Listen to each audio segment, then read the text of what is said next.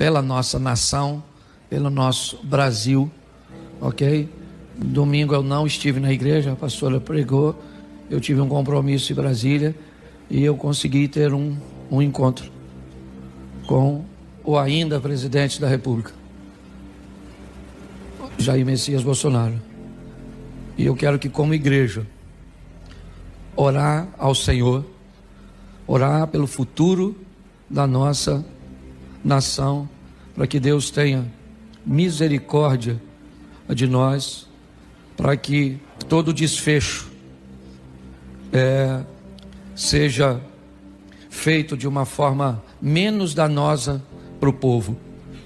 Sempre acorda, arrebenta do lado mais fraco.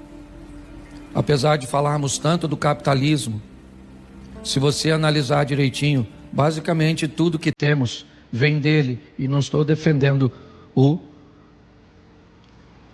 presidente, não. Eu estou defendendo só a visão. O seu celular, ele é obra do capitalismo.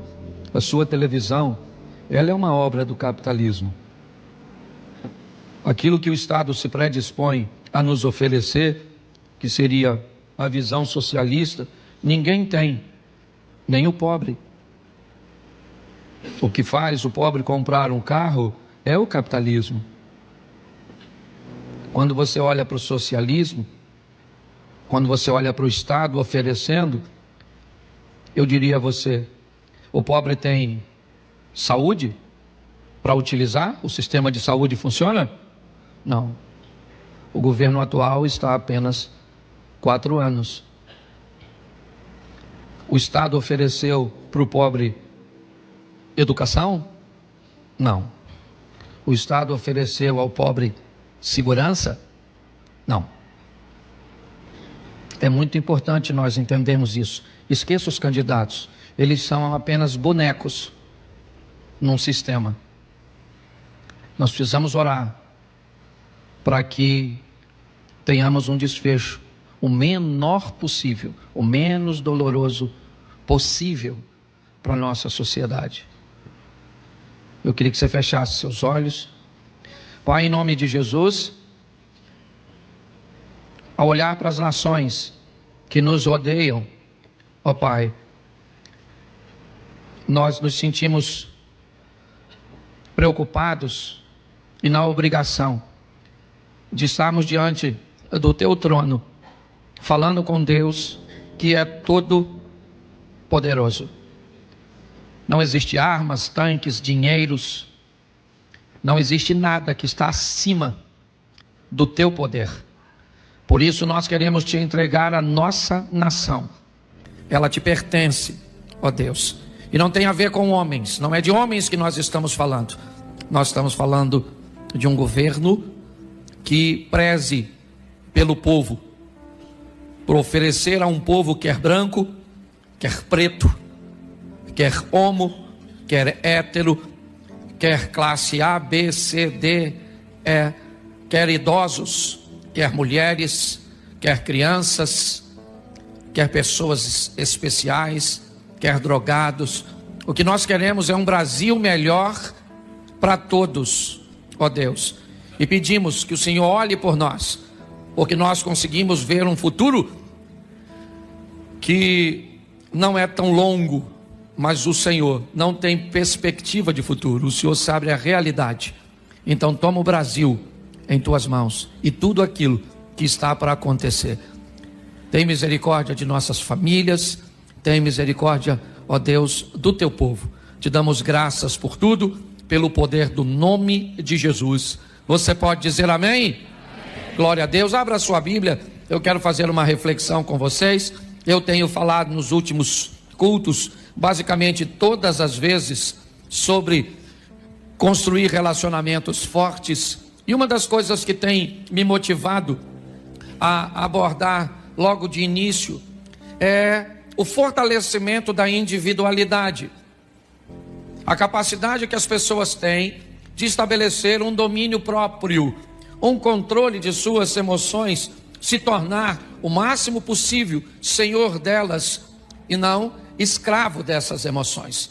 Habilidosos para, no máximo e no ápice de provocação, controlar, certo? Suas emoções, para filtrar aquilo que sai de sua boca, evitar o máximo possível reagir e sempre responder. A diferença entre uma reação e uma resposta é apenas o autocontrole. Pessoas que reagem sem filtro. Quando você vê, você já falou. Quando você vê, você já fez. Quando você vê, já aconteceu. O que é isso? Isso é a falta de controle, de domínio, de governo. Estou falando disso desde que falei sobre Sol e Lua em Gênesis, logo no início da criação.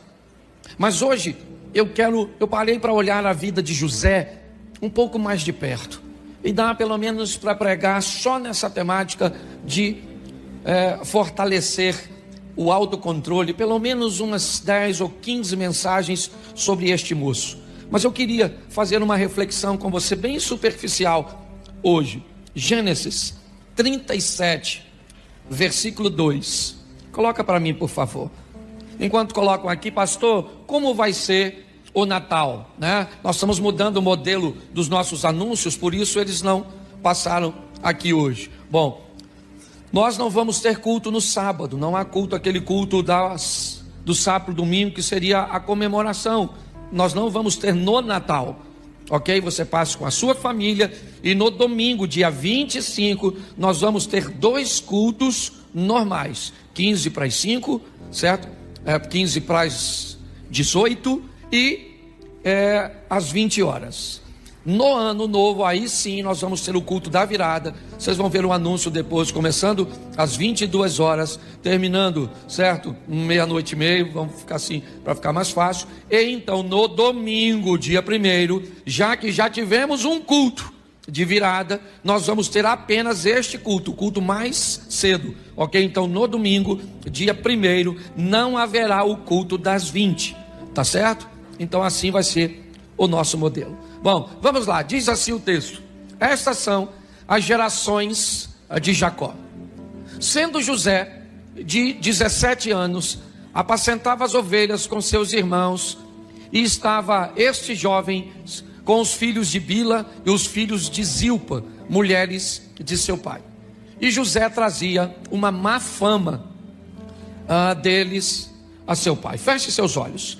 Senhor nosso Deus e Pai, em nome de Jesus, eis aqui a tua palavra, continua falando conosco e usa-me, ó Deus, como um canal de bênção, pelo poder do nome de Jesus, amém, glória a Deus, amém. Bom, nós temos algumas informações muito importantes nesse texto, acerca desse personagem bíblico, um dos grandes homens da Bíblia num todo, mas principalmente no Velho Testamento ou no Antigo Testamento. José é um cara extraordinário. Nesse versículo aqui, nós temos diversas informações. A primeira é quando a história dele entra em cena, quando as coisas começam a acontecer na vida de José. É muito precoce, é muito cedo. Quando nós olhamos a cultura cuja qual ele está inserido, um homem se tornando, e tomando a maioridade, numa idade mais avançada, ok? Nós vemos que aos 17 anos de idade, as coisas começam a acontecer na vida deste rapaz. 17 anos, ele já tem por profissão o pastorado. Ele é pastor de ovelhas. É importante observarmos que nessa ocasião, ele é o filho mais novo. Ele está ao lado das referências. Seus irmãos, todos mais velhos, encabeçados por Rúben, certo, que é o primogênito de Jacó. É importante entendermos que José já nasce num ambiente estabelecido, e ele não é muito bom. Nós vemos esse texto terminar que há uma má fama, há um comportamento incorreto. Esses rapazes não seguem as instruções, eles não cumprem os protocolos estabelecidos por seu pai, tanto nas orientações de seu pai, quanto na obediência a Deus. Ou seja, a história de José, ela talvez esteja bem colocada hoje para nós, onde as coisas estão começando cedo demais, onde cedo demais precisamos tomar as responsabilidades de nossos atos, talvez não as obrigações. Porque a minha geração, ela se fortaleceu de uma tal forma que ela facilitou a geração de vocês. Vocês não sabem o que é comer carne uma vez por semana, certo? Vocês não sabem o que é não ter acesso a um Danone, a um sorvete, a uma Coca-Cola. A geração de hoje não sabe o que é isso. Provavelmente aqui quase todo mundo come carne quase todo dia. Pode não ser a melhor carne do mundo, mas é. Tá certo? Você tem muitas coisas que a nossa geração anterior construiu e ofereceu a vocês. Mas inevitavelmente vocês têm que lidar com as responsabilidades das ações. As referências estão aí. É importante você olhar isso. E cabe a você definir o que você vai copiar, o que você vai modelar, como você vai se comportar. Porque as referências estão aí, boas e ruins, perto e longe. Sempre estiveram. É importante você entender que esse camarada é o filho mais novo, que está olhando para uma equipe de nada mais, nada menos, 10 irmãos. Ele é o 11º, Benjamim ainda vai nascer, e Diná, uma menina. Então 10 rapazes precedem José, com um comportamento incorreto, com uma postura que não é das melhores, influenciando um garoto ainda em formação, de 17 anos, trabalhando junto com este garoto. Ou seja, José, ele vai conviver neste ambiente de corrupção, neste ambiente tóxico, com 17 anos de idade. Talvez isso deformaria você, talvez isso criaria problemas para você, mas para ele não. Ele conseguiu sobreviver às referências negativas. Porém, José não é perfeito como ninguém. José tem uma postura que talvez não seja uma postura muito legal. É muito legal nós falarmos da má fama dos outros, mas neste versículo eu também encontro algo que me dá direito a não falar tão bem de José assim. A sua postura de denúncia. Nesse texto nós já vamos começar a descobrir que os irmãos também têm motivos para não gostar dele, porque ele é alguém que leva a fofoca, ele é alguém que leva informações negativas. Eu não vejo em nenhum texto bíblico que este garoto de 17 anos tenha confrontado seus irmãos pelo comportamento negativo. Talvez porque não se sentia em autoridade, eu entendo perfeitamente. Mas ele vai para casa e conta para seu pai que seus irmãos estão com comportamento incorreto. Então, diga-se de passagem, os irmãos de José não precisam que ele sonhe para ficar com raiva dele. Às vezes nós olhamos para alguém contando uma história a nosso respeito, ou a respeito de alguém, e nós não paramos para pensar que por mais certo que alguém esteja a olhar a alguém fazendo uma coisa errada, nós precisamos também dar uma olhada na nossa postura no que diz respeito a isso. Ele vai para casa e conta para Jacó: ó papai, Rubem está vacilando, Judá não está indo bem, Isacar está com problemas, Zebulum está fazendo isso, Gade faz isso, Azé faz dessa forma, Simeão faz desse jeito. Então pare e pense. 17 anos de idade, um menino trabalhador, é verdade. As referências são seus irmãos, elas não são boas, e sua postura é uma postura de denúncia. Ele é aquele tipo de gente que não aguenta ficar quieto se vê alguma coisa de errado. Não tem nenhum problema nesse modelo, ô denunciante. Só não queira a admiração dos outros quando você expõe o problema das pessoas. Tá certo? Não estou dizendo que você está errado de falar. Eu estou dizendo que não vão te apreciar. Então pare de querer que as pessoas gostem de alguém que fale o que os outros. As pessoas estão preparadas para ouvirem o que quer e não o que precisam. Quem fala para o outro o que ele quer ouvir provavelmente vai ser muito amado. Mas quem fala para o outro que ele precisa ouvir, pode saber que não vai ser amado. Pastor, o que você está querendo dizer? Que eu tenho que ver as coisas erradas e ficar quieto? Não, você tem que continuar denunciando, mas ser maduro o suficiente para saber que as pessoas não vão gostar de você e pronto.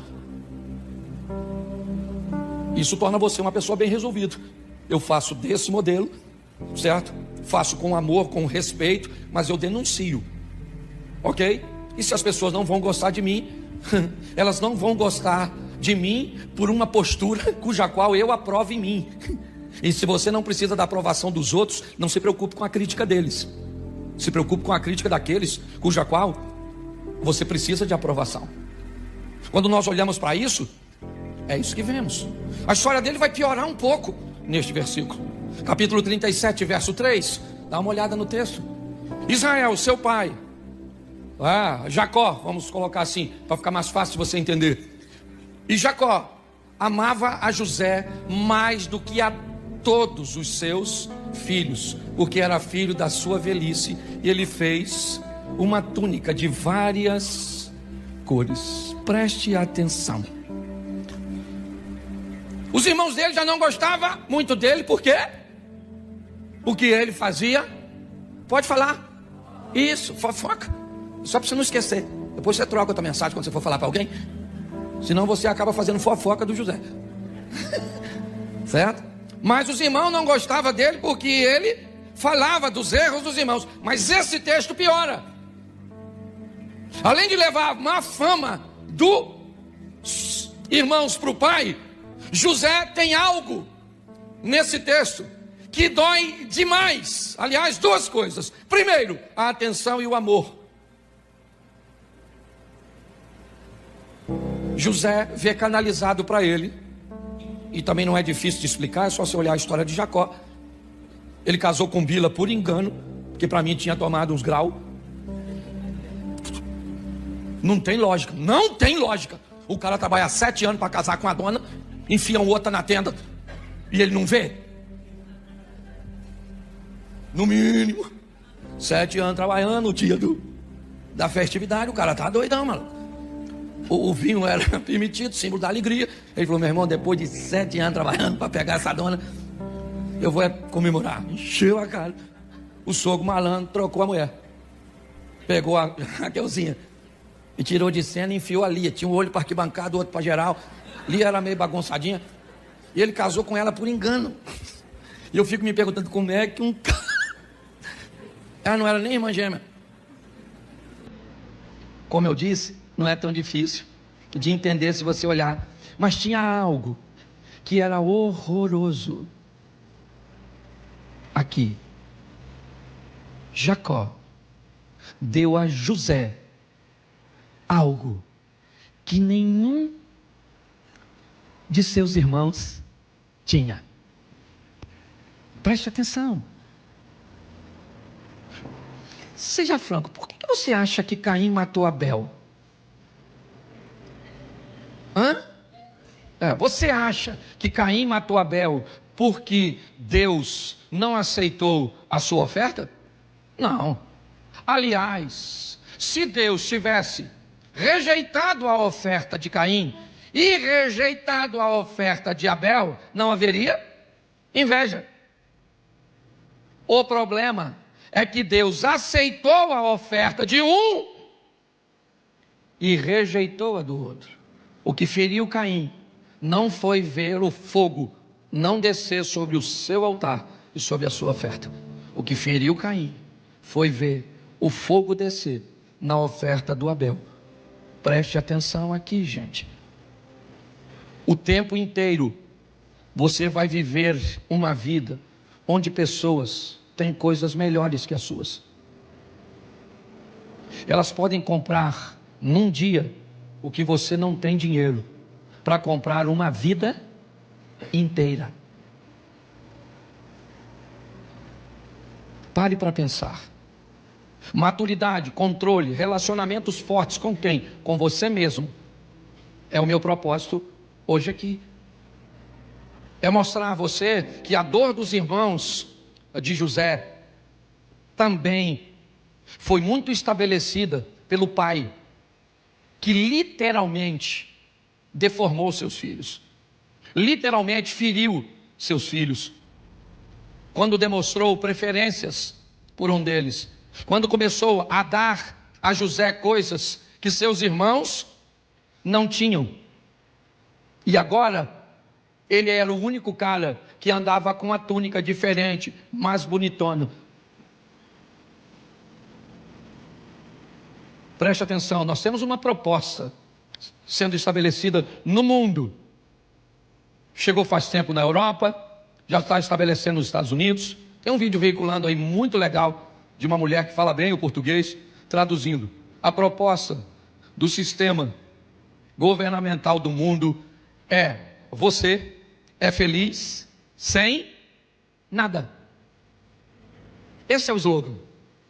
Qual é o perigo desse slogan? É que ele diz apenas você é feliz sem nada. Ele não diz nós. O que indica que a estrutura é: um grupo bem pequeno tem tudo e um grupo bem grande não tem nada. E pasme você, ele é maravilhoso.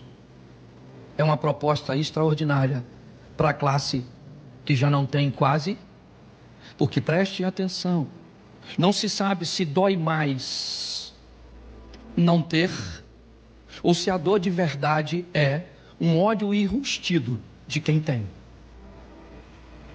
Às vezes é muito confuso. Será que o que me dói de verdade é não ter? Ou será que o que me dói de verdade é ver você tendo, você andando, você usufruindo? Agora preste atenção, que entre o quase nada e o nada está a vida. Preste atenção. Quando um pobre pensa que a proposta de não ter nada atrapalha mais alguém que está mais acima do que ele, do que propriamente ele está esquecendo que sem nada, praticamente todo mundo vai viver a miséria. Essa história, ela entrou na minha mente porque é o que eu vejo hoje na minha nação. Uma nação que torce para que quem tem alguma coisa num sistema capitalista quebre, se destrua. Porque pelo menos eu vou conviver com uma dor menor, que agora pessoas que têm muita coisa não vão ter. Mas prestem atenção, a proposta não é tirar um pouco do que ela tem, é tirar tudo. Esse é o grande desafio. Quando eu olho para esse texto, por isso que às vezes a gente brinca dizendo que a Bíblia, ela é mais atual que o jornal de amanhã. Nós olhamos e vemos claramente um ambiente sendo preparado, e é o que vemos aqui. Olha só, os irmãos de José não gostam dele, é verdade, porque ele fala demais? Sim, mas fique tranquilo, porque esse cara vai amadurecer. Eu estou falando de um garoto de 17 anos, eu estou falando de um adolescente, de um jovem, que tem direito a falar demais, que tem direito a contar seus sonhos para quem não deve, que tem direito a se atrapalhar. Mas eu vou chegar lá na frente e vou te mostrar que um dia esse garoto vai virar um homem. Mas qual é o problema? É que hoje nós estamos cheios na igreja de gente que não tem mais 16, 17, 18 anos. Está com 25, 30, 40, 50, 60 anos e que ainda não amadureceu. Tem problemas no casamento que são coisas infantis. Pare e pense. Está aqui, ó. Ele tem coisas que o irmão não tem, e ele usa. Ele usa. Sabe, é como a senhora ir fazer uma visita. Deixa eu pegar um local aqui. Numa comunidade carente, com a bolsa da Louis Vuitton. É como você entrar numa comunidade para fazer uma visita a uma família carente numa Mercedes-Benz. Tem alguma coisa de errado com o local? Não, com você. Nós precisamos saber para quem mostramos as coisas. Boa parte das pessoas que vivem ao nosso redor não são capazes de digerir o que nós temos, o que nós somos capazes de fazer. O seu potencial, ele incomoda muita gente. A sua beleza incomoda muita gente. O seu sorriso incomoda muita gente. A sua casa incomoda muita gente. o seu estilo de vida incomoda muita gente. Sabe o que esse cara vai fazer? Preste atenção, verso 5. Sonhou também José um sonho e contou aos seus, e por isso os aborrecia. Eles o odiavam cada vez mais. José tinha que parar de sonhar, sim ou não? Sim ou não? O que ele tinha que fazer? Parar de falar de seus sonhos. Para todo mundo ele tinha que parar de falar? Não. Para quem não tem condições de ouvir. Hoje, ontem foi, rapaz, não sei mais. Foi ontem à noite que eu estava no Júnior, na Reviver. Não, foi sexta, né? Ontem eu fui no evento na sexta-feira eu estava na igreja Reviver de Itajaí, com o Júnior, o Rochirola, um amigo nosso. Ele sentou do meu lado e ele começou a contar para mim algumas coisas bem próximas das coisas que eu tenho vivido. Literalmente, é como se Deus falasse comigo: Cláudio, pode falar com ele. Porque quando você fala com alguém que vive coisas bem próximas de você, não tem problema. O problema é que quando, de vez em quando, nós queremos falar de coisas que acontecem na nossa vida e são maravilhosas, e outras pessoas não têm condições nenhuma de chegar nem perto. Aí nós estamos criando problemas na nossa família, com os nossos amigos. Aí eu pergunto a você, e aí fica a cargo, porque hoje a minha mensagem, ela é rapidinha nesse culto, mas ela é interativa. Eu pergunto a você: será que José era tão inocente? Será que ele não foi capaz de notar? Porque preste atenção, aborreciam ainda mais. O que indica que quando ele começou a falar para os irmãos, já tinha uma expressão de aborrecer. Ele só aumentou. Será que ele aumentou porque ele era inocente? Não sei. Será que era imaturidade? Eu também não sei. Ou será que não era provocação? Porque está assim de gente que sabe que vai ferir as pessoas, sabe que vai machucar, que vai causar inveja, que vai criar problema, que vai ter uma dissensão, mas são pessoas provocadoras. E você sabe que tem muita gente assim. É importante nós entendermos por que as pessoas não gostam de nós. Nós já sabemos que elas odeiam o que nós fazemos. Por quê? Só porque nós fazemos. Mas elas não deveriam nos amar porque nós fazemos? Não. Tem um grupo que não consegue conviver com o sucesso do outro.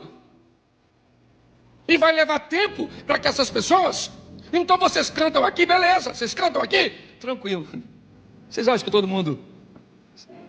Não, tem gente que vai falar que você não canta, que você é desafinado, que você não toca, que você não prega, que a sua roupa é esquisita, que as coisas não vão funcionar. Então ficam pensando: ele era novo, é verdade, mas bota o 7, porque sempre pode piorar. Eis que estávamos atando os molhos no meio do campo, e eis que o meu molho se levantava e ficava em pé, e eis que os vossos molhos odiavam e se inclinavam ao meu molho. Esse texto aqui, por favor, não quero falar mal do José não, mas me parece que ele é um provocador.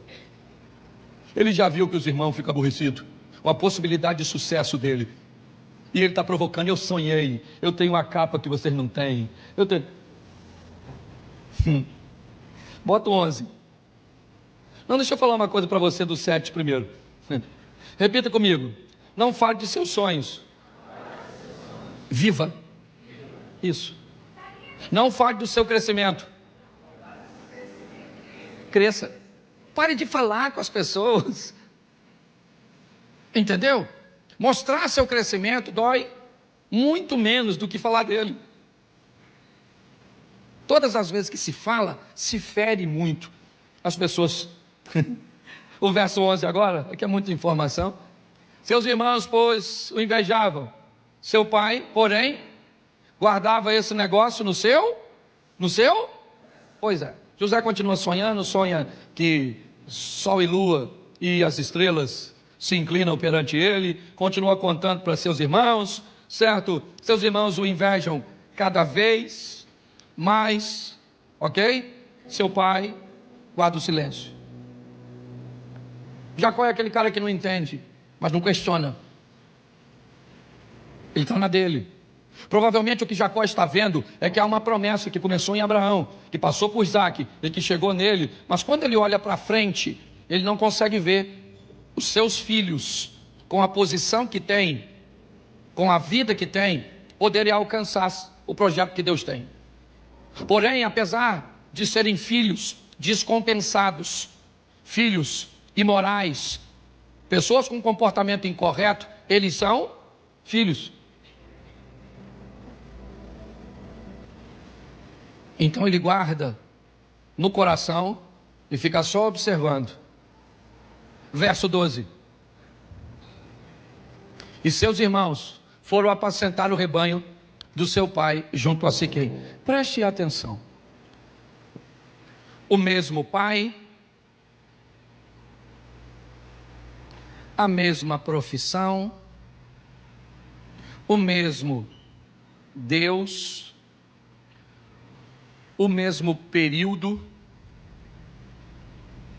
Esses rapazes têm tudo.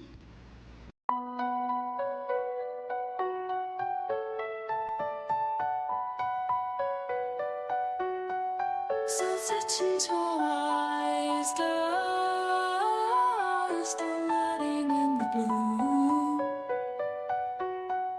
A sea of emotions, where I'm not thinking of you. Your touch is a wave that crashes on my skin. Sent away in the undertow of our love within. I'm lost in your ocean where the tides are high, drowning in the moment. I'm never saying goodbye. In your love I'm free where the darkness shines. Lost in your ocean, I'm home, I'm mine. Your love is a mist that surrounds me like a cloud. I'm chasing the highs and the lows of a love avowed. In the silence I hear your voice, whispering my name, a siren's call that beckons me to the flames.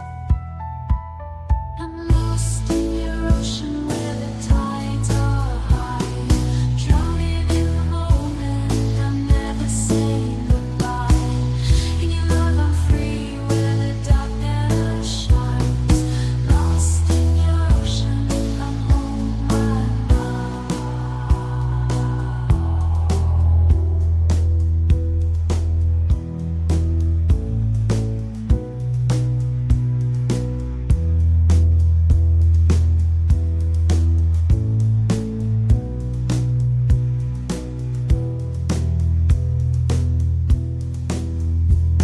in the darkest night, you're my guiding light.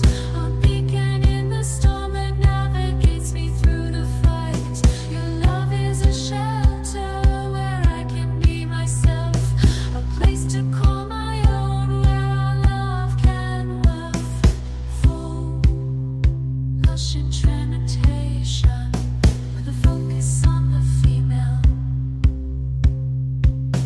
I'm lost in your ocean where the tides are high, drowning in the moment. I'm never saying goodbye. In your love I'm free where the darkness shines. Lost in your ocean, I'm home, I'm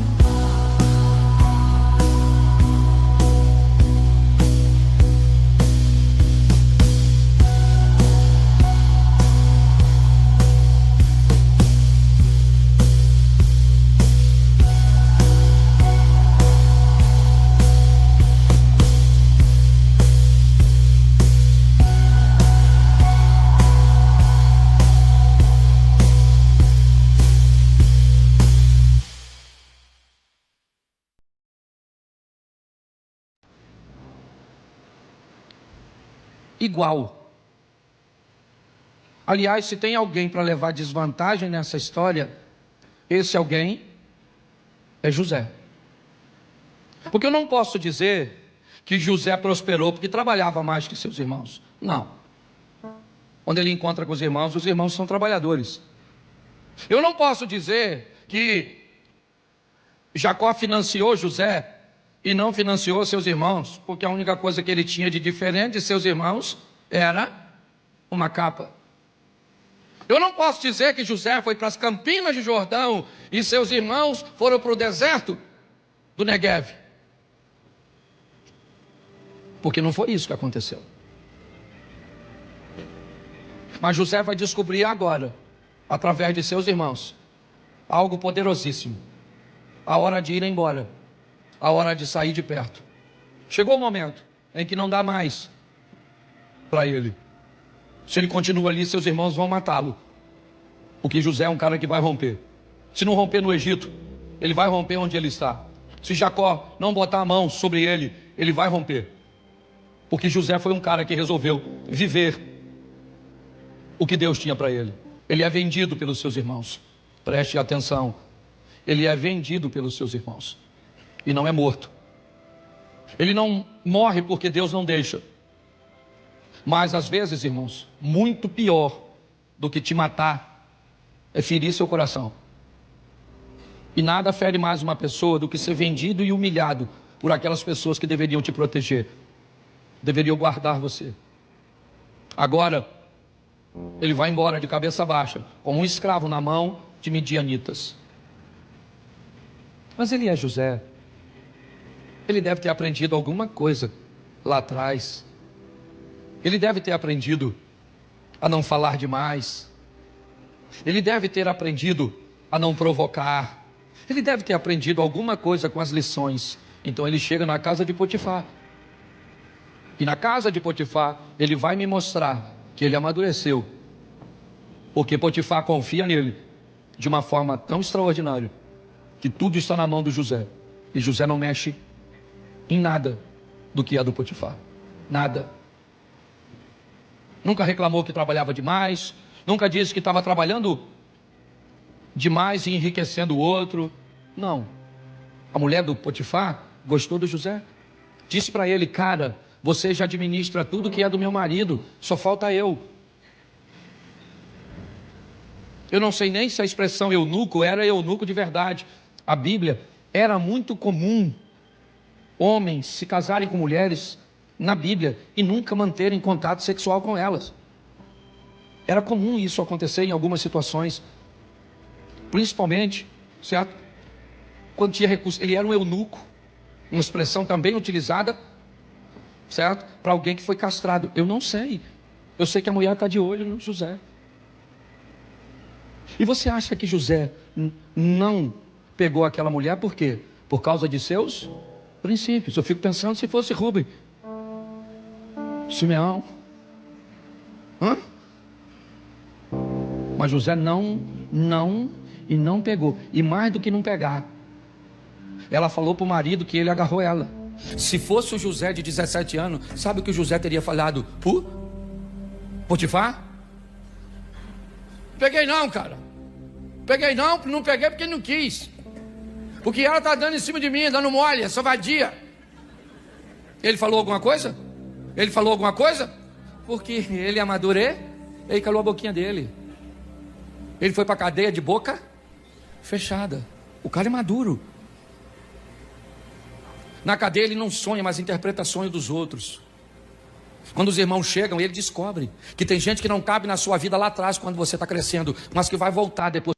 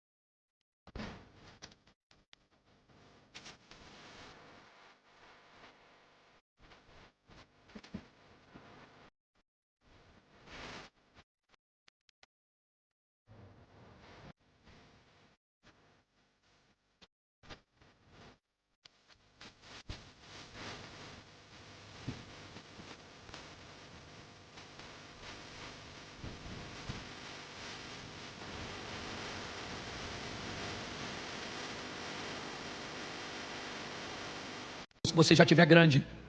É assim que funciona. Quando os irmãos pensam que agora, né, as coisas vão acontecer, e preste atenção, quando José vê seus irmãos chegando para fazer compra pela primeira vez, o que ele faz? Você lembra?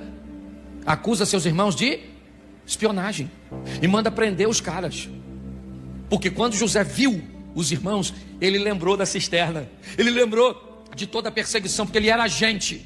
José sentiu raiva, ele mexeu na memória e não gostou do que a memória trouxe para ele. Ele se aborreceu, porque você também tem direito de se aborrecer, porque você também tem direito de olhar para seu passado e descobrir que lá atrás você viveu coisas. E saiba de uma coisa, Deus nunca vai apagar isso de você.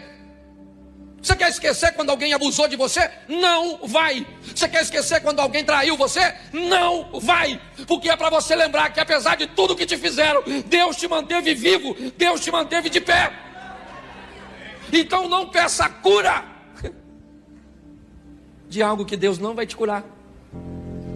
Ele mexe na memória, viu, lembrou, a raiva subiu. Ele pegou os irmãos e diz: vocês me jogaram numa cisterna porque não tinham uma prisão, mas eu tenho, é para lá que vocês vão. E lá na prisão, os irmãos estão encarcerados. E José começa a conversar com ele mesmo. E quando ele começa a conversar com ele mesmo, ele começa a se perguntar: se esses caras não tivessem me vendido para cá, eu seria quem sou hoje? Será que foi exatamente eles tentaram me fazer o mal, mas Deus transformou o mal em... Aprenda uma coisa: Jesus encontra com Judas e diz: amigo, lembra disso? A que vieste? Pedro está conversando com Jesus e Jesus disse: para trás de mim, Satanás. Querido, deixa eu fazer uma pergunta para você: quem é que tinha Satanás? Judas ou Pedro?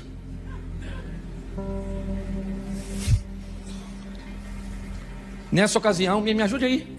Quem é que tinha essa... Quando Pedro diz, Jesus disse assim: olha,